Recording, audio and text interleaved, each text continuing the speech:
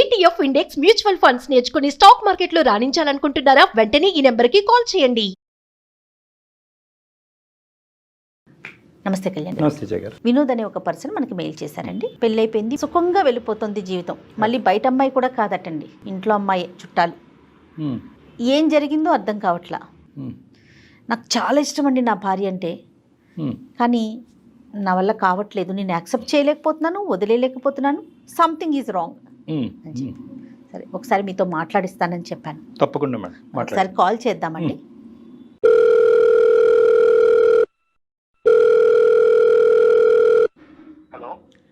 నమస్తే అండి, వినోద్ గారా? నేను జయానండి, సుమన్ టీవీ అందమైన జీవితం ప్రోగ్రామ్ నుంచి కాల్ చేస్తా ఉన్నాను. మేడం నమస్తే మేడం. నాతో పాటు డాక్టర్ కళ్యాణ్ చక్రవర్తి గారు ఉన్నారు. మీ సమస్యను ఒక్కసారి మాట్లాడతారా? చెప్తాను. Hello Vinod sir. నమస్తే సార్. నమస్తే నాన్న. ఏంటి నాన్న సమస్య? ఏ ఊరు మీది? సార్ మాది చిత్తూరు సార్. ప్రస్తుతం హైదరాబాద్ లోనే నేను పనిచేస్తున్నాను. Right, okay okay. చెప్పు నాన్న, ఏంటి సమస్య? సార్ నాకు పెళ్ళి 3 ఏళ్ళు అవుతుంది సార్. ఆ అమ్మాయి పేరు లాస్య సార్. తను పుట్టినప్పటి నుంచే నాకే పెళ్లి చేయాలనుకున్నారు సార్, నాకు ఇచ్చే పెద్దవాళ్ళు. నాకు అంత చదువు అంత అప్పలేదు సార్. మీరేం చేస్తూ ఉంటారు? మీరేం చదువుకున్నారు? IT చేసేవాను sir. ఐటీఐ చదువుకున్నారు. ఆవిడ బీటెక్ చేసింది. సో తనకి నేనంటే ఇష్టము. సో మీరిద్దరు అయితే ఒకరికొకరు కావాలి అని అనుకున్నారు. పెద్దవాళ్ళకి మాత్రం మీ ఇద్దరు కావాలనుకోవటం ఇష్టం లేదా? ముందు ఒప్పుకున్నారు సార్. తర్వాత నాకు అంత పెద్ద ఉద్యోగం లేదని ఒప్పుకోలేదు సార్. వాళ్ళు ఒప్పుకోలేదు. వేరే పెళ్లి చూపులు కూడా చేయించారు సార్. కానీ ఆ అమ్మాయికి ఇంకా వాళ్ళ ఇంట్లో వాళ్ళు ఎక్కువ ఫోర్స్ చేస్తే కూర్చునింది సార్ పెళ్లి చూపులకి. పెళ్లి చూపుల వరకు అయితే వెళ్ళింది, బలవంతంగా వెళ్ళింది. ఇంకా చివరికి మేమిద్దరం వచ్చేసినాం సార్. వచ్చి తిరుపతిలో పెళ్లి చేసుకున్నాము కొండపైన. మీ ఇంట్లో కూడా ఒప్పుకోలేదా వినోద్ గారు? మా ఇంట్లో కూడా ఒప్పుకోలేదు మేడం. ఇప్పుడు వాళ్ళ ఇంట్లో అంటే కనుక మీకు ఉద్యోగం స్థిరంగా లేదు, చదువు లేదని. మీ ఇంట్లో అభ్యంతరం ఏంటి? ఇప్పుడు మా మామయ్య ఉన్నాడు కదా, ఆయన అంత మాట్లాడుతుంటే మా అమ్మకి నచ్చలేదు. మా నాన్న లేరు. మా మామయ్య అట్లా మమ్మల్ని చాలా తక్కువ చేసి తీసి పారేసినట్టు మాట్లాడినాడు సార్. అటు మాట్లాడితే ఇంకా మా అమ్మకి నచ్చలేదు. చిన్నప్పటి నుంచి ఆ పిల్ల అంటేనే నాకు మనసు. లాస్యా కూడా అంతేనండి? నేనంటే పిచ్చి మేడం మా పిల్లకి. పెళ్లి చేసుకుని ఇంకా నా ఫ్రెండ్ కూడా హైదరాబాద్ లో జాబ్ చేస్తున్నాడు మేడం. వాడిని అడిగాను ఎక్కడైనా ఉంటే ఉద్యోగం చూడటం వస్తాను అనేసి. నాకు ఆల్రెడీ మెకానిక్ చేస్తుంటాయి ఇక్కడ. ఇంకా హైదరాబాద్ కి వచ్చి ఇక్కడ 3 years అయింది మేడం. 3 ఏళ్ళు అవుతుంది. లాస్య ఏం చేస్తుంది? తనకి ఏమి పని చెప్పట్లేదు సార్. నేను ఇంట్లోనే ఉంచాను. పిల్లలు లేరుగా? మాకున్న పరిస్థితుల్లో ఇప్పుడు పిల్లలు వద్దనుకున్నాం సార్. ఇప్పుడు అంత స్తోమత లేదు కదా సార్. కాదు, పిల్లలు వద్దు అనుకున్నారు, కానీ ఉద్యోగం చేయడానికి ఏంటి అమ్మాయి హైదరాబాద్ సిటీలో? తనకి ఇష్టం లేదా ఏంటి? నాకు ఇష్టం లేదు మేడం. చిన్నప్పటి నుంచి అంత బాగా చూసుకున్నాను. ఎందుకు తనని బయటకు పంపించాలి? ఎందుకు ఉద్యోగం చేయించాలి? తను మీ ఉద్దేశంతో ఏకీభవిస్తుంది అంటే ఓకే, నేను ఇంట్లో కంఫర్ట్ గా ఉన్నాను అంటదా, లేకపోతే ఎట్లా ఉంది తన మెంటాలిటీ ఏంటి? తను బాగానే ఉండింది మేడం.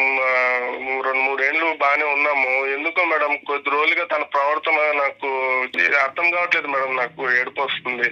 అయ్యో. పెద్దలతో కాంటాక్ట్ ఉందా?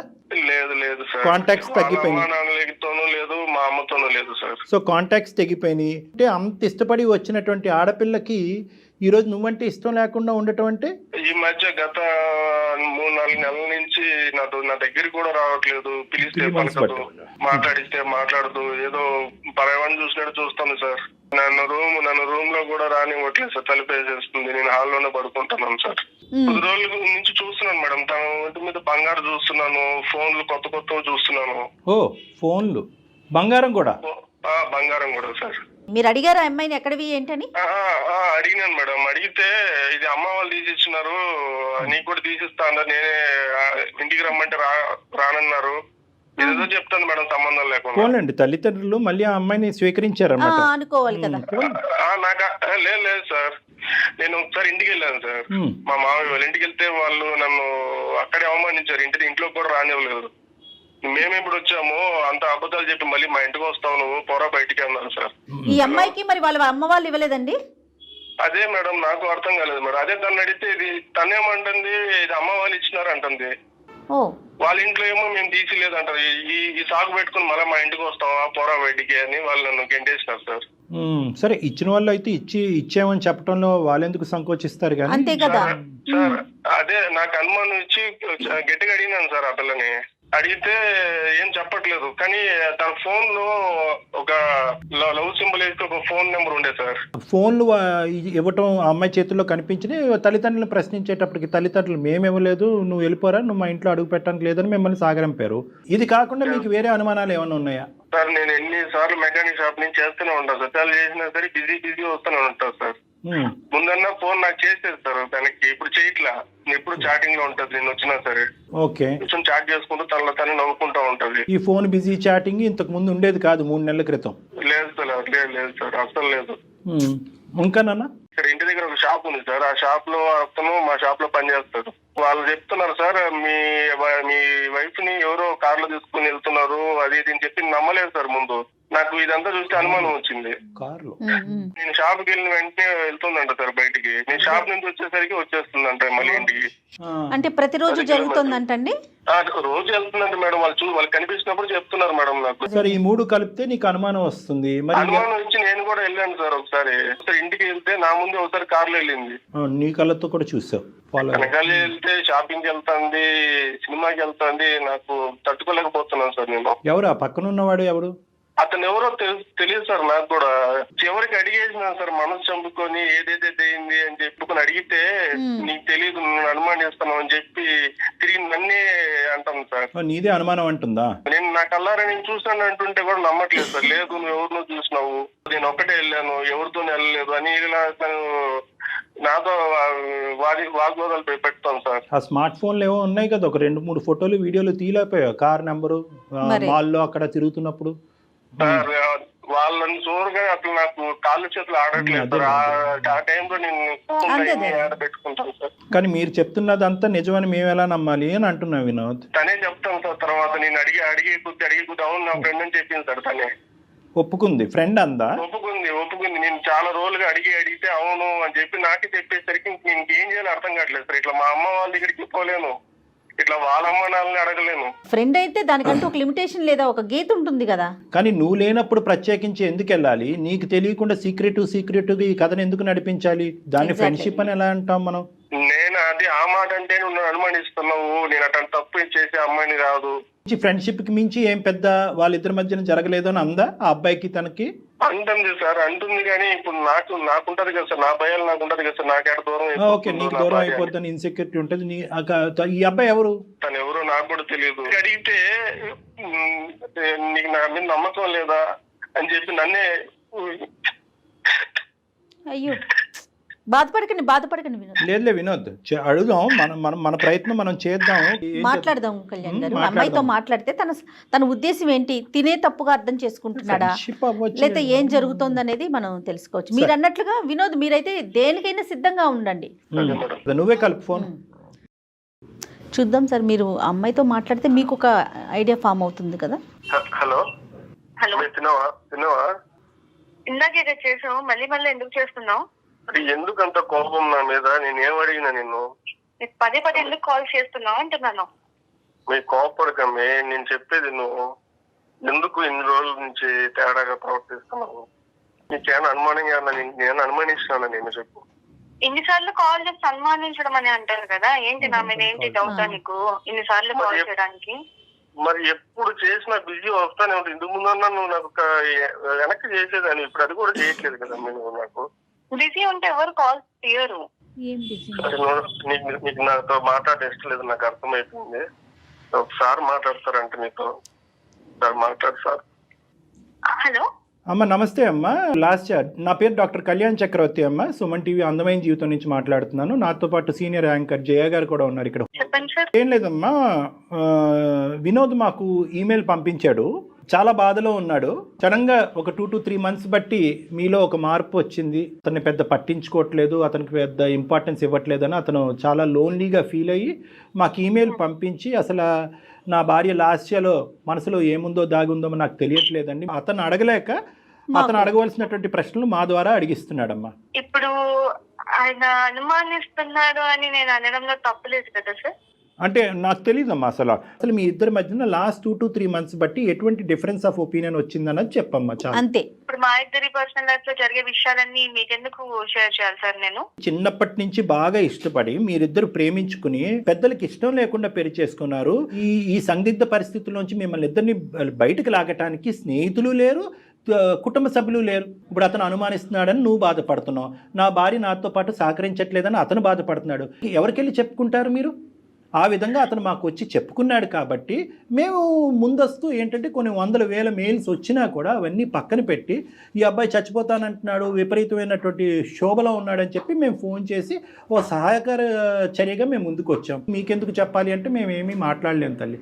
అమ్మ, ఏదైనా సమస్య ఉన్నప్పుడు పరిష్కరించుకోవాలి కదా లాస్య. మీరు చదువుకున్న వాళ్ళు, మీ ఇద్దరి మధ్య సమస్య ఉంది, అందమైన జీవితం సుమన్ టీవీ డాక్టర్ కళ్యాణ్ చక్రవర్తి గారు ఉన్నారు అని చెప్పి తను ట్రస్ట్ చేసి మా దాకా వచ్చారు. ఫైనల్ గా నువ్వే అప్రిషియేట్ చేస్తావు చూడమ్మా. అది ఇప్పుడు నేను ఏం తప్పు చేశానండి అంతలా తీసుకొచ్చి చెప్పడం? నేను ఏం చేశానని చెప్పాడు, నేను ఆయనను బాగానే చూసుకుంటున్నాను కదా. అమ్మా ఏం తప్పు చేసావు, తప్పు అనే మాట అనలేదమ్మా అతను. ఓకే, కొన్ని మంత్స్ నుంచి బాగుండట్లేదు అంటున్నారు కదా. ఫోను, మెసేజింగ్, చాటింగ్ ఇలాంటి వాటిలో బాగా బిజీగా ఉన్నావంట. ఎప్పుడు ఫోన్ చేసినా ఫోన్ ఎంగేజ్ వస్తుందంట. ఓకే, అతనికి ఇవ్వాల్సినటువంటి టైం ఫోన్కి ఇస్తున్నావంట, అదే ఫోన్లో అవతల ఉన్నటువంటి వ్యక్తికి. ఫ్రెండ్స్ ఉంటారు కదా, బిజీ ఉంటాను నేను. Okay, we have understood each other. నువ్వు కోఆపరేట్ చేయడానికి రెడీ అయ్యావు. కైండ్లీ టెల్ అమ్మా, పెళ్ళి అయినప్పటి నుంచి ఏం జరిగింది మీ ఇద్దరి మధ్యన? ఈ లాస్ట్ 3 years ఎలా ఉంది? ఈ మధ్య కాలంలో ఏమైంది? సార్ నేను వాడెవడు మన ఇద్దరి మధ్య? వాడెవడు చెప్పు, నేను అదే అడుగుతున్నా. నా ఫ్రెండ్ అంటున్నాను కదా, నేను ఏ ఫ్రెండ్షిప్ చేస్తే నీకెందుకు వచ్చింది బాధ? అరే నేను ఎవరు, నీ మొగుడిని కాదా? నేను అడగకూడదు, నాకు హక్కు లేదు. నాకు అది కదమ్మా, ఫ్రెండ్ అయితే కనుక మీ హస్బెండ్కి కూడా ఫ్రెండ్ చెయ్యమ్మా. ఎవరికి తెలియనటువంటి గోప్యంగా ఉంచే ఫ్రెండ్ ఎందుకు అనుమానాలు దారి తీస్తుంది కదా. సార్ అతనికి నాకు ఎంగేజ్మెంట్ చేద్దాం అనుకున్నా. అదే ఇందాక వినోద్ చెప్పిన పెళ్లి చూపులు అతనితోనేనమ్మా? అవునండి, మా పేరెంట్స్ చేయాలనుకున్నారు. అప్పుడు నేను మా మామ మీద నాకు చాలా లవ్ అండ్ కేర్, అఫెక్షన్ చాలా ఉండే అప్పుడు. కాబట్టి నేను అప్పుడు అతను ఓకే చేయలేదు. నేను చెప్పాను నాకు ఆల్రెడీ ఉన్నారు, ఇంకా ఆయన చేసుకుంటాను, so that's why I cannot marry you అని చెప్పినప్పుడు we exchange our numbers. You wanted to continue as friends అమ్మా? As a good friends. ఎందుకంటే తనకి నా మెచ్యూరిటీ కానివ్వండి, తనకి నా బిహేవియర్ కానివ్వండి నచ్చింది. అందుకని హి సెడ్ మనం ఫ్రెండ్స్, గుడ్ ఫ్రెండ్స్ గా ఉంటే బాగుంటుంది అన్నారు. So I don't want to hurt him, అందుకని నేను ఒక గుడ్ ఫ్రెండ్ గా ఉంటున్నాను తనతో. 3 years పాటు మీ మ్యారేజ్ అయిన తర్వాత కూడా కంటిన్యూ అయిందా? అవునండి. పెళ్లి చూపుల్లో పరిచయం అయినటువంటి ఆ ఫ్రెండ్ ని మీ భర్తకి తెలియకుండా ఉంచవలసినటువంటి అవసరం ఏముంది? ఎందుకు మీ భర్తకి ఇంట్రడ్యూస్ చేయలేదు? మీ ఇంటి వరకు ఎందుకు రాలేదు?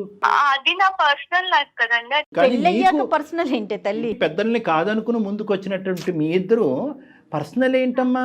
నేనప్పుడు తను ఇష్టపడ్డప్పుడు అవును ఇష్టపడ్డాను, I like him, that's why I got married with.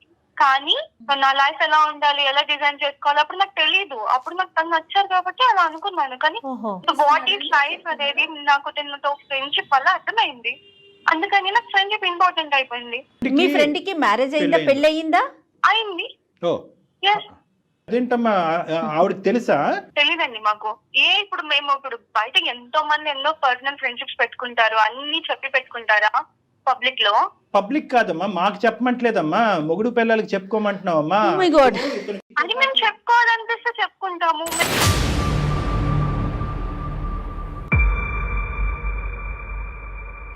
తను ఇక్కడే హైదరాబాద్ లోనే ఉంటారు కాబట్టి నాకు తనతో ఇంకా క్లోజ్నెస్, నాకు తన బిహేవియర్, తన way of living, life style అంతా నచ్చింది. ఇప్పుడు అవన్నీ మాకు తెలుస్తున్నాయమ్మా. ఇప్పుడు అతని స్థానం ఏంటి, నీ భర్త అయ్యే స్థానం ఏంటమ్మా? What is the problem with him? I don't have any problem with him. నేను తనతో ఉంటున్నాను కదండి. కేవలం మీది ఫ్రెండ్షిప్ ఏనా? దానికి మించింది ఏమన్నా ఉందా?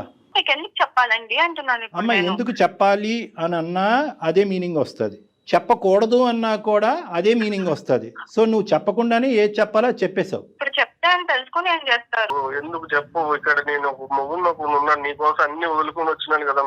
ఉన్నావు, ఏం చేసి పెట్టావు నాకు చెప్పు, ఏం చేసి పెట్టావు నాకు? ఏం కావాలమ్మా నీకు? ఏం కావాలి చెప్పు. నాకు కావాల్సిన లగ్జరీ లైఫ్ నాకు లేదు.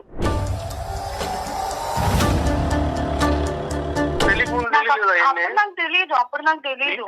ఇల్లు వచ్చేటప్పుడు నాకు తెలియదు, ఇప్పుడు తెలుస్తుంది, నాకు బుద్ధి వచ్చింది. సో అందుకని నా లైఫ్ ని నేను ఎంజాయ్ చేస్తున్నా. ఏం మాట్లాడాలమ్మా నీతో? నువ్వు కావలసినటువంటి వ్యక్తి గురించి ఫైట్ చేసేసి తిరుపతి కొండ మీదకి వెళ్ళి పెళ్లి చేసుకుని ఈరోజు 3 సంవత్సరాల పాటు ఇరువైపుల కుటుంబాలను వదిలేసి ఇక్కడికి వచ్చి ఉన్నావంటే కనుక ఎంత మెంటల్ స్ట్రెంగ్త్ ఉండాలి మీకు, ఎంత ఇమోషనల్ మెచ్యూరిటీ ఉండాలి అని అనుకున్నాం. కానీ ఇక్కడ కాంట్రాస్టింగ్గా ఒక డిఫరెంట్ పిక్చర్ కనిపిస్తుందమ్మా, ఆపోజిట్ పిక్చర్ కనిపిస్తుంది మాకు. నీలో మెచ్యూరిటీ కాదు కదా, చాలా దిగువ స్థాయి ఇమ్మెచ్యూరిటీ ఉంది, తేలికతనం ఉంది, పెళ్ళి అనేటటువంటి దానికి సంబంధించిన విలువలు తెలియనటువంటి మనస్తత్వం ఉంది, ప్రేమ అంటే అర్థం పర్థం లేదు అన్నట్టు అనిపిస్తుంది. కేవలం ఒక సిటీకి రాగానే నువ్వు రెక్కలు వచ్చినటువంటి పక్షిలాగా లగ్జరీస్ అనుకుంటూ ఫస్ట్ టైం నీ జీవితంలో అతను మెకానిక్గా చిరిగిపోయినటువంటి చొక్కా నీకు ఇప్పుడు కనిపిస్తుంది. నీ ఇంట్లో ఉండేటటువంటి కంఫర్ట్స్ లేవు అన్నట్టు నీకు అనిపిస్తున్నదని అనిపిస్తుందమ్మా. ఫస్ట్ ఆఫ్ ఆల్ ఒక్క పాయింట్ నాకు చెప్పు, మీ తల్లిదండ్రులు నిన్ను వెనక్కి ఆ ఇంటికి రానివ్వట్లేదు, ఏమాత్రమన్నా నీకు బాధ ఉందమ్మా? లేదండి, నాకెందుకు, బాధ వాళ్ళ లేదు. దగ్గర ఉన్నప్పుడు అక్కడేం వాళ్ళు ఫ్రీడమ్ ఇవ్వలేదు. ఇప్పుడు నీకు ఫ్రీడమ్ కావాలి అంటే ఏం కావాలమ్మా? అంటే వినోద్ నీ చేత ఉద్యోగం చేయనివ్వలేదనా నీ బాధ? అసలు ఫ్రీడమ్ అంటే ఏంటి మీ ఉద్దేశంలో? నా లైఫ్ లో నేను ఎలా ఉండాలనుకుంటున్నాను, నా లగ్జరీస్ నేను ఎలా మెయింటైన్ చేయాలనుకుంటున్నాను అలా. నీ లైఫ్లో నీ లగ్జరీ, నీ లైఫ్ అంటే ఒక పెళ్ళైన ఆడపిల్ల ఇంకొక మగాడితో తిరగటం అమ్మా లగ్జరీ అంటే. అందరూ అలాగే ఉంటున్నారు మేడం. అందరి సంగతి నీకెందుకమ్మా, సమస్య నీ దాకా వచ్చింది. మాట అనే హక్కు లేదు. నీ జీవితం ఏంటి అనేది నువ్వు మాట్లాడుకో అమ్మా. అందరూ ఎక్కడున్నారమ్మా? నీ వయసు ఎంత, నీ అనుభవం ఎంత? నేను మేజర్ కాబట్టి. నువ్వు మేజర్ అయినా కూడా 10 times మైనర్లో ఉన్నావు నువ్వు. ఇక్కడ ఒకటే పాయింట్, నా జీవితం అనేటటువంటి మాట ఎప్పటి వరకు అంటే కనుక నువ్వు బ్యాచులర్గా ఉన్నంతసేపు, మీ ఊర్లో ఉన్నంతసేపు, మీ అమ్మ నాన్న దగ్గర పెరిగినంతసేపు. పెళ్ళి అయిన తర్వాత మీరిద్దరూ కలిసి ప్రయాణం చేస్తున్న తర్వాత ఇద్దరు టోటల్గా ఒక నమ్మకంతో, ఒక ట్రాన్స్పరెన్స్తో పెరగాలి అనేటటువంటి ఉద్దేశంతోనే పెళ్ళి అనేటటువంటి ఒక బంధం ఏర్పడింది. నా అనే మాటలో మన అనేటటువంటి పదం కూడా రావాలి. నీ భర్తకు తెలియకుండా ఇలా ఈ విధంగా నువ్వు ప్రవర్తించడం అనేటటువంటిది నీకు ఇష్టమేమో కానీ, but you are bound to answer to him. అతనికి సమాధానం చెప్పవలసినటువంటి రైట్ నీకుంది. ఎందుకంటే నువ్వెంతైతే అతను నమ్ముకుని పారిపోయి వచ్చేసావో, అతను కూడా నిన్ను నమ్ముకుని వచ్చేసాడు. నీ తల్లిదండ్రులు ఫస్ట్ నిన్ను ఆపారు. నువ్వు బీటెక్ చదివేవమ్మా, వాడు మెకానిక్, ఐటీఐ మధ్యలో ఆపేశాడు, వద్దు అమ్మ అంటే కనుక నో నాన్న వాడే కావాలి, ఐ వాంట్ హిమ్ అని చెప్పుకుంటూ అతను వెనకతలు తోకలాగా పరిగెట్టుకుని వచ్చావు. అప్పుడే మీ తల్లిదండ్రుల యొక్క మాట విని గుడ్ బై చెప్పి ఉంటే కనుక అతను ఎవడో ఇంకో అమ్మాయిని చేసుకుని హ్యాపీగా ఉండేవాడు. ఈరోజు ఇక్కడ పెద్ద ఫెయిలియర్ ఎవరిదో తెలుసా? నీదే వినోద్. నీ ఫెయిలియర్ ఎక్కడో ఊడిపడినటువంటి ఆడపిల్ల కాదు, అరేంజ్డ్ మ్యారేజ్ కాదు, మీ కుటుంబంలోనే పుట్టి పెరిగినటువంటి ఒక ఆడపిల్ల యొక్క సైకాలజీ, మెంటాలిటీ నువ్వు ఆవగింజంతా కూడా అసెస్ చేయలేకపోయావు. నోట్లో వేలు పెట్టుకునే పిల్లోడు కూడా అసెస్ చేస్తాడు, ఈ అమ్మాయికి మెంటల్ మెచ్యూరిటీ లేదు, గాలివాటం, గాలి ఎటువైపు వేస్తే అటువైపు కొట్టుకుపోయేటటువంటి రకం. వాడి పిల్లం వచ్చి ఈ అమ్మాయి జుట్టు పట్టుకుని నేలకేసి కొడుతుంది. ఆ రోజు ఈ అమ్మాయికి తెలిసి వస్తుంది, దిస్ ఈస్ కామన్, ఇది fair, what is wrong, where is freedom, ఈ ఇంగ్లీష్ టెక్స్ట్ బుక్లో ఉన్న పదాలన్నీ వాడేస్తుంది కదా. ఈ అమ్మాయికి సరైన పనిష్మెంట్ ఇప్పుడు వరకు తగల. లవ్ మ్యారేజ్ అయినా కూడా పేరెంట్స్ క్షమిస్తారు. అరే ఏముందిలే, మన ఆడపిల్ల ఎక్కడో ఎలా ఉందో, మన ఇంట్లో మనిషిని ఇక్కడ చేసుకుంది, పండగకు పిలుద్దాం, పబ్బానికి పిలుద్దాం. 3 years పాటు ఈ అమ్మాయిని ఇప్పటికి కూడా గడప తొక్కనివ్వలేదు అంటే కనుక ఈ అమ్మాయి మొండి వైఖరు వాళ్ళు మొదటి నుంచే స్టడీ చేసి ఈ రోజు వచ్చినటువంటి అమ్మాయి మళ్ళీ మన ఇంట్లో ఏం పెంట పెడతాది రా బాబు, ఎక్కడుంటే అక్కడే ఉన్నాయి అని చెప్పి ఆ అమ్మాయికి దండం పెట్టి నీ నెత్తి మీద పెట్టి వదిలేశారు. ఈ గుడిబండను తెచ్చుకుని నీ నెత్తిమే పెట్టుకున్నాను. సార్ పెళ్లికి ముందు ఇట్లా లేదు కదా సార్. నేనంటే ప్రాణం అనింది, నేనంటేనే ఇష్టపడింది, ఎక్కడైనా తీసుకెళ్ళిపోమావయ్యా అనింది. లేదు, నువ్వెవరితో నన్ను ఉన్నావని నేను వచ్చి చూస్తున్నానా? లేదు కదా. నన్ను నువ్వే ప్రతిదానికి వెనకొచ్చి ఎంక్వైరీ చేస్తున్నావు. నేను చేస్తున్నాను. అమ్మ కనిపించేటటువంటి వాటి గురించి మాట్లాడదాం అమ్మ. నువ్వు ఫోన్ చేసినప్పుడు అతను ఫోన్ ఎంగేజ్ రాలేదు, నువ్వు మెసేజ్లు పెట్టినప్పుడు అతను తిరిగి మెసేజ్లు పెడుతున్నాడు, ఏ టైం వచ్చినప్పుడు ఎప్పుడు వెళ్ళినా కూడా ఆ మెకానిక్ షాప్లో స్క్రూలు బిగించుకుంటూ కూర్చున్నాడు. నువ్వేమో వచ్చి కారుల్లో తిరుగుతావు కదా. అతను ఏమన్నా కార్ల మీద తిరిగాడా? నీకు ఆల్రెడీ పెళ్ళయింది, అక్కడ అడ్డంగా దొరికేంత ఆల్రెడీ అతనికి పెళ్ళైపోయింది, అతనికి ఒక భార్య ఉంది, మీది ఒక ఫ్రెండ్షిప్, దానికి ఒక గొప్ప పదం. ఈ పదాలు ఎక్కడ దొరుకుతున్నాయో భగవంతుడా, దాన్ని తీసుకొచ్చి పెట్టేసుకున్నావు. దాన్ని ఎక్కడి దాకా తీసుకెళ్తావు? మ్యారేజ్ అనేది ఒక ఆప్షన్ అంతే కదండి. ఇప్పుడు ఎవరికి నచ్చిన వాళ్ళు పెట్టుకుంటారు కదా. అవునా? అదొక ఆప్షన్. నచ్చిన డేస్ ట్రావెల్ చేస్తారు, లేకపోతే వదిలేస్తారు. దానికి ఎందుకు ఇంత? ఈ నిర్వచనాలు మాకు దయచేసి చెప్పద్దు. Marriage is an option, ABC ఇలాంటివన్నీ మాకు అనవసరం. మేము ఇంకా అంత పోస్ట్ కల్చర్ లో లేమమ్మా. కేవలం ఇది ఒక గుట్టుగా ఉన్నంత సేపే ఈ మాట తీరు. ఇదే పంచాయతీ ఓపెన్గా నీ బాయ్ ఫ్రెండ్ వాళ్ళ భార్య వాళ్ళ కుటుంబ సభ్యుల మధ్యన పెడదామా రేపు మధ్యాహ్నం? రెడీనా నేను రెడీ. మీరు? పెడదామంటే నేను రెడీ. నేను మళ్ళీ చెప్తున్నాను, ఆ. మా పర్సనల్ లైఫ్ లోకి ఇన్వాల్వ్ అవ్వను అని అవుతున్నారు మీరు. తప్పదమ్మా, తప్పదు. నువ్వు ఎందుకంటే మాకు నేర్పించేస్తున్నావు ఇక్కడ. తను వాళ్ళ వైఫ్ తో హ్యాపీగా లేడేమో. వాళ్ళ వైఫ్ తో అతను హ్యాపీగా లేడేమో, అందుకని నాతో ఫ్రెండ్షిప్ చేస్తున్నాడు అంటుంది. అమ్మ పిచ్చికి కూడా హద్దు ఉందమ్మా. అమ్మ నువ్వు మాట్లాడేటటువంటి అన్ని పిచ్చి మాటలు, ఇమ్మెచ్యూరిటీతో కూడినటువంటి మాటలు. మరి వాళ్ళ వైఫ్ మరి తిను ఎక్కడికి వెళ్తున్నాడు, ఏం చేస్తున్నాడు అవన్నీ ఎందుకు చూడట్లేదు కదా. ఇప్పుడు ఏం చూస్తున్నారు కదా, అవును కొంచెం అబ్జర్వ్ చేస్తున్నారు. ఆవిడ అబ్జర్వ్ చేసుకోవట్లేదు కదా. ఇలాంటి వాటికని మేము సమాధానాలు చెప్పము, ఎందుకంటే కనుక ఆ అమ్మాయి నమ్మకంతో ఉంది కాబట్టి ప్రశ్నించట్లేదు. డాక్టర్ గారు అసలు ఈ అమ్మాయితో కంటిన్యూ చేయటమే తప్పండి. ఇప్పుడు మాట్లాడిన ఇంతసేపులో ఎక్కడైనా అనిపిస్తోందా ఈ అమ్మాయిలో మనం మార్పు తీసుకురావచ్చు, మీరు ఒక్క నిమిషం. కూర్చొని మాట్లాడితే అనే థాట్ అమ్మా. మీకు వస్తుందండి? చెప్పండి. ఎందుకంటే నేను చివరి వరకు వదలనమ్మా, కాబట్టి నా నమ్మకం నాది కాబట్టి ఒక్క ప్రయత్నం చేస్తున్నాను. దయచేసి వినమ్మా. చెప్పండి sir. Life is a very big ocean అమ్మా. ఈరోజు నువ్వు నిలబడినటువంటి ఎక్కడైతే నువ్వు నిలబడ్డావో, ఏవైతే ఆలోచిస్తున్నావో, ఏవైతే అనుభవిస్తున్నావో, ఇవన్నీ కూడా ఊహాజనకం. మనకేదన్నా శిక్ష పడేటటువంటి పరిస్థితి వచ్చేంత వరకే ఇవి నిలబడతాయి. నువ్వు ఇంకా ఊహించుకోవట్లేదు. నీలో ఉన్నటువంటి ప్రధానమైనటువంటి లోపం ఏంటంటే పరిణామాల గురించి ఆలోచించట్లేదు తల్లి. నువ్వు నాకు నీ మీద కోపం రావట్లేదు, జాలేస్తుంది. మీ ఆయన్ని చూస్తే ఇంకా జాలేస్తుంది. ఈ కొత్తగా కనిపించినటువంటి వ్యక్తి నీకు దేవుళ్ళలా కనిపిస్తున్నాడు, ఎల్లకాలం నిలిచిపోతుంది అని అనుకుంటున్నావు. ఈ స్వర్గం ఎల్లకాలం నిలవదు అని ఒక్క మాట చెప్పాలి అని అనుకుంటున్నాను మనకు. ఈ సోకాల్డ్ స్వర్గం ఏదైతే నువ్వు అబ్బాయితో పాటు నువ్వు అనిపిస్తున్నావో ఇది ఎల్లకాలం నిలబడదు.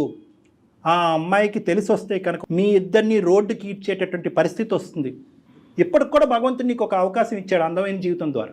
ఎప్పుడు ఉంటామో ఎప్పుడు పోతామో తెలియదు కదా సార్, అందుకని చెప్పు.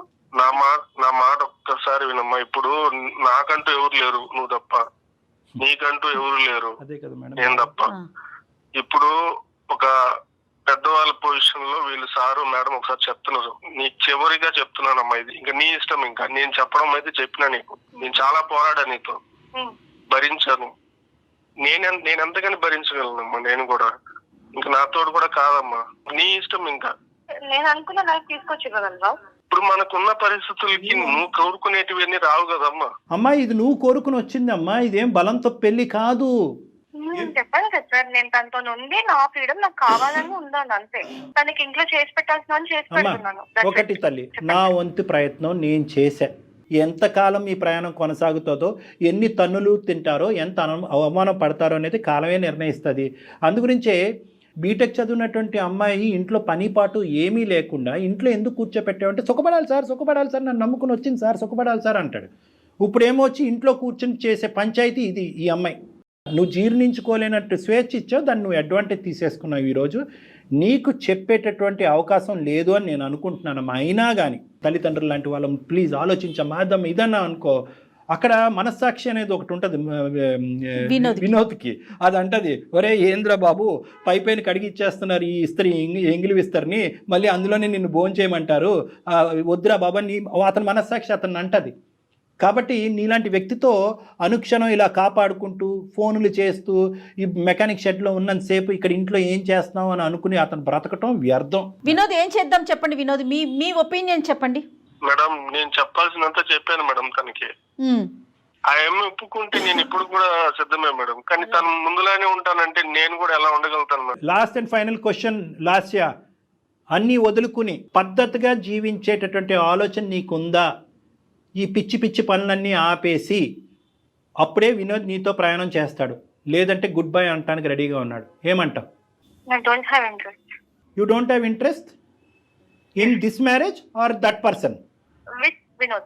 You don't have interest in Vinod, so you have interest in that person.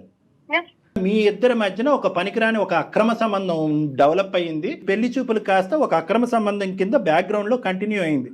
ఇది మాట్లాడకుండా ఏవేవో మాట్లాడుతున్నావు ఏంటి నువ్వు? మీకు మేము చేతులు జోడించి బతిమాలాలా? అమ్మ తల్లిదండ్రులు లాంటి వాళ్ళు మారమ్మా, నీకు పరువు పోతుందమ్మా, కుటుంబం రోడ్డు మీకు వస్తుందమ్మా అని చెప్పి నిన్ను బతిమాలాలా? వద్దమ్మా, నీకు ఇవ్వాల్సినటువంటి టైం చాలా ఇచ్చాము. వినోద్, ఇటువంటి అమ్మాయిని నువ్వు ఆలోచించకుండా, తెలివితేటలు లేకుండా, అసెస్ చేయకుండా పరిగెట్టుకుంటూ వెళ్ళి పెళ్లి చేసేసుకున్నావు. ఇప్పటికైనా మీ ఇద్దరి మధ్యన పిల్ల జల్లా ఎవరు లేరు కాబట్టి, ఎటువంటి బాధ్యత బరువు లేదు కాబట్టి ఇప్పటికైనా సంతోషంగా సుఖంగా గుడ్ బై చెప్పేసి ఆ అమ్మాయికి నీ జీవితం ఏంటి అన్నది నువ్వు బతుకు. ఆ అమ్మాయి కంటే ఇలా వదలటం, ఎక్కడికక్కడ కట్ చేయటం అలవాటే. అక్కడ తల్లిదండ్రులు కట్ చేసింది, ఇప్పుడు నిన్ను కట్ చేసింది, రేపు ఆడి దగ్గరికి వెళ్తుంది, ఆడిని కట్ చేస్తుంది. డెఫినెట్ గా ఈ అమ్మాయి జంపింగ్ జాకులు అంటారు వీళ్ళని.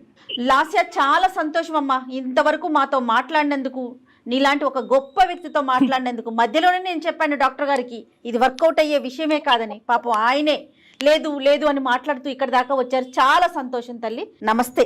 పెట్టేసే తల్లి ఫోన్. ఎప్పుడో చెప్పాను కదా independent women and free bird అని. Bye ma'am. Oh my God మనం మీకు నేను మధ్యలోనే అన్నాను కదా డాక్టర్ గారు, కానీ మీరేమన్నారు, లేదు జయ గారు ఒకసారి మాట్లాడదాం, ఇంకొంచెం మాట్లాడదాం అన్నారు కదా. ఆ అబ్బాయి గురించి మేడం, ఆ అబ్బాయి గురించి మీరు ఆలోచించారు. తను చాలా డిస్టర్బ్డ్ క్యారెక్టర్ అండి. తనకేం చెప్తారో చూడండి కళ్యాణ్ గారు. వినోద్, ఇప్పుడు నువ్వు హ్యాపీగా ఉండాలి, అర్థమైందా? సార్ స్టార్టింగ్ లోనే చెప్పాను, చేదైనటువంటి నిజాలు నీకు వినిపిస్తాయి, ఇది కేవలం ఫ్రెండ్షిప్ కాదు దానికి మించింది అంటే కనుక ఆ అమ్మాయి అసలు మొండిగా హ్యాపీగా ఒప్పుకుంది. ఇప్పుడు ఏమొచ్చి వెళ్ళిపోతానికి రెడీయా అంటే కనుక హ్యాపీగా వెళ్ళిపోతాను నేను, ఫ్రీ బర్డ్ అంది. ఇన్ని రోజులు ఇంత దాచిపెట్టిందా సార్? అది ఎగిరి ఎగిరి ఇంకో పంజరంలో చిక్కుంటుంది, అది గుర్తుపెట్టుకో. ఇంకొకటి కూడా నేను చెప్తున్నా, నువ్వు హ్యాపీగా ఉండటం అనేది ఎంత ఇంపార్టెంటో మొండిగా ఉండటం కూడా అనేది అంత ఇంపార్టెంట్. ఆ అమ్మాయి అక్కడ ఇక్కడ ఆ పెంట ఈ పెంటలోకి వెళ్ళి అన్ని ముళ్ళు గుచ్చిపించుకుని మళ్ళీ తలుపు కొడతాయి, తీరానైనా నేను లోపలికి వస్తా. అక్కడ కూడా ఈ అమ్మాయికి అవకాశం ఇవ్వకుండా ఉండేటటువంటి మొండి ధైర్యం నువ్వు పెంపొందించుకోవాలి. హైదరాబాద్లో ఒంటరిగా ఉండద్దు, ఏం చేసుకున్నా కూడా నీ కుటుంబంతో పాటు నువ్వు హ్యాపీగా ఉండొచ్చు. ఆ ఇరువైపుల కుటుంబాలకి మొత్తం కథంతా చెప్పు. మళ్ళీ ఏ మొక్కం పెట్టుకుని వెళ్తాం సార్ ఇంటికి? ఏం తప్పు చేసావని నాన్న? నువ్వేం నువ్వేం చేయలేదమ్మా. తప్పు చేసావు? నచ్చినటువంటి అమ్మాయితో ప్రయాణం మొదలు పెట్టాలని ముందుకు వచ్చావు, ఆ అమ్మాయి మధ్యలోనే గుడ్ బై చెప్పింది. నీకు ఈ టైంలో ప్రధానంగా కావాల్సింది ఒక సపోర్ట్ కావాలి, ఒక ఇమోషనల్ సపోర్ట్ కావాలి, నా అనేటటువంటి ప్రేమించేటటువంటి వాళ్ళు కావాలి. కావాలంటే మీ తల్లిదండ్రులతో కానీ మీ ఫ్యామిలీ మెంబర్స్తో కానీ డాక్టర్ గారు మాట్లాడతారు. మీకు అలాంటి ఇబ్బంది ఏదైనా ఉందంటే ఒక్కసారి కౌన్సిలింగ్ కూర్చుందాం. అలా కూర్చుందాం, ప్లస్ మీరు లీగల్ అడ్వైస్ కూడా తీసుకోవాలి, ఎస్, ఒక లాయర్ని కలవాలి, ఒక అడ్వకేట్ని కలిసి నెక్స్ట్ స్టెప్ ఏమేయాలి అనేది ఆలోచించాలి. కానీ at the end of the day ఈరోజు నీకు చేదుగా బాధగా అనిపించేటటువంటి ఈ నిజం భవిష్యత్తులో నీకు చాలా సంతోషాన్ని ఇస్తుంది. ఏమాత్రం కంగారు పడమాకండి, దిగులు పడకండి, ధైర్యంగా ఉండండి. ఒక్కసారిగా కొద్దిగా కష్టంగా ఉంది సార్, కానీ నేను స్ట్రాంగ్ అవుతాం. ఓకేనన్నా. మోరల్ సపోర్ట్ కి డెఫినెట్ గా మేము ఉంటాం ఎప్పుడు కూడా. Okay, thanks madam. రైట్ నాన్న, రైట్, థ్యాంక్ యూ. తను యాక్సెప్ట్ చేయలేకపోతున్నాడు అంతే. ఆబ్వియస్లీ మేడం, కొద్ది గొప్ప అమ్మాయి కౌన్సిల్ చేయడానికి ట్రై చేసింది ఎందుకు అంటే కనుక ఆ అమ్మాయి భవిష్యత్తు గురించి కాదు, ఈ అబ్బాయి భవిష్యత్తు అంతే కదా డాక్టర్ గారు. ఇప్పుడు ఇలాంటి వాళ్ళ జీవితాలు ఇక అలా కంటిన్యూ అవటమేనంటారు, ఎక్కడైనా వెనక్కి వస్తారా? నేను చెప్పాను కదా మేడం ఇందాక, పరిణామాలు ఆలోచించకుండా ముందుకు వెళ్ళిపోయేటటువంటి వాళ్ళు శిక్ష పడినప్పుడు రియలైజ్ అయ్యి మళ్ళీ వెంటనే వచ్చేస్తారు. అప్పుడు పడుతుంది, అమ్మాయికి తొందరలో పడుతుంది. ఫస్ట్ తలుపు తట్టేది ఈ అబ్బాయిని. మళ్ళీ అదే పీక్ స్టేజ్కి వెళ్ళిపోతారు కదండి. ఖచ్చితంగా ఆ అమ్మాయి వస్తుంది, వెనక్కి వస్తుంది, ఒక బాధతో వస్తుంది, దుఃఖంతో వస్తుంది, నువ్వు తప్ప నేను ఎవరు లేరు నా జీవితంలో లేదు. ఎందుకంటే ఈ అబ్బాయికి ప్రస్తుతం ఇప్పుడున్న పరిస్థితుల్లో ఆ అమ్మాయికి గుడ్ బై చెప్పరా బాబు అని చెప్పడం చాలా ఈజీ. ఆ అమ్మాయి మళ్ళీ వెనక్కి వస్తే కనుక ఆ అమ్మాయిని యాక్సెప్ట్ చేయొద్దురా బాబు అని చెప్పడం చాలా కష్టం. వెల్కమ్ చెయ్యొద్దని చెప్పలేం మనం, ఎందుకంటే ఆ అబ్బాయి చాలా బలంగా అతని మనసులో తనకు స్థానాన్ని ఇచ్చాడు. రైట్, చూద్దాం ఎటువంటి పరిణామాలకు దారితీస్తుంది. రైట్ అండి, నమస్తే.